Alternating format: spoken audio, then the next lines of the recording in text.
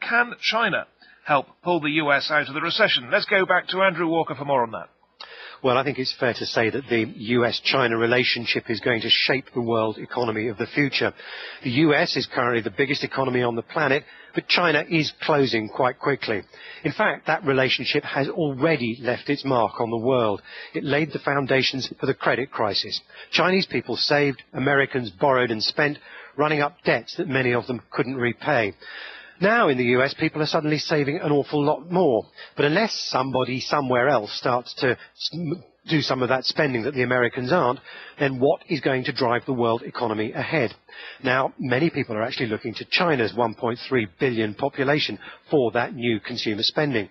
But behind these big global economic imbalances, these impersonal forces, there are thousands of individual business people and workers in the two countries building the commercial relationship every day.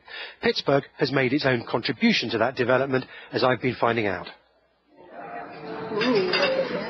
Wow, this looks good. Beautiful. Okay, those are scallops and shrimp.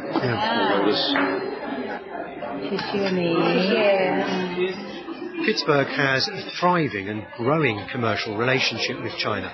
I've come to one small Chinese business in the city. It's a restaurant where we're enjoying a meal of scallops, prawns and rice.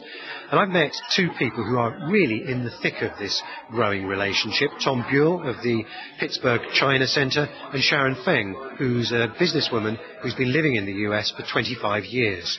Let me turn to you, Sharon, first.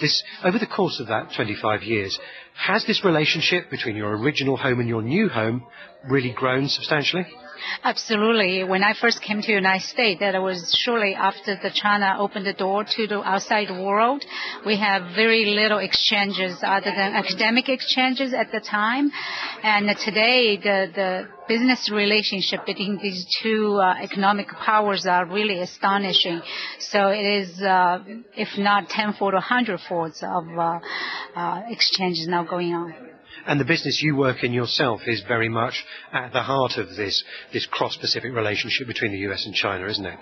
Correct. I work for an international specialty chemical company, and we have operations both in China and in the United States.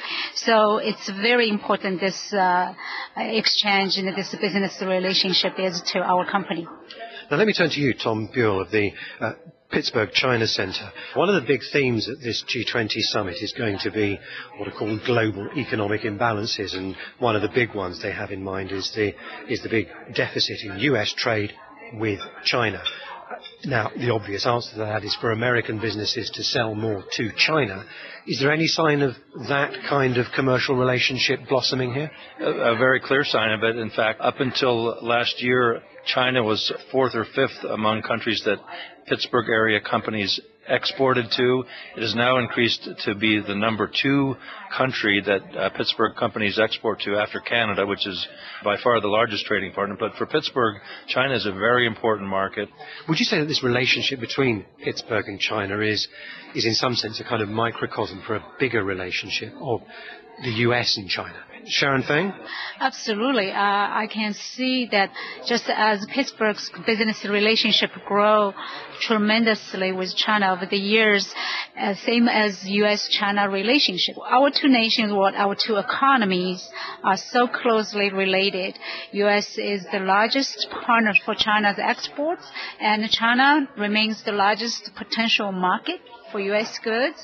And also now Chinese government holds a large portion of U.S. Treasury bonds, as everybody knows. So you mean basically the U.S. Treasury owes a lot of money to China? That is correct. So I think the well-being of both nations and both economy is of the same importance for both governments. I think that's why they're mutually dependent on each other. And the US is probably now emerging from a very nasty recession. Pittsburgh has been through a pretty brutal period, hasn't it, in its own recent history? That's very true. In the 1980s, Pittsburgh unemployment rate was up in the 18% range. Thousands of people had to leave the area. Homes were foreclosed, and since then, Pittsburgh has been able to build back a much more diverse economy with education, medicine, technology, advanced manufacturing, using the skills that Pittsburgh has learned in the heart of the Industrial Revolution to really look toward the next century and the new generation of technology and the new economy.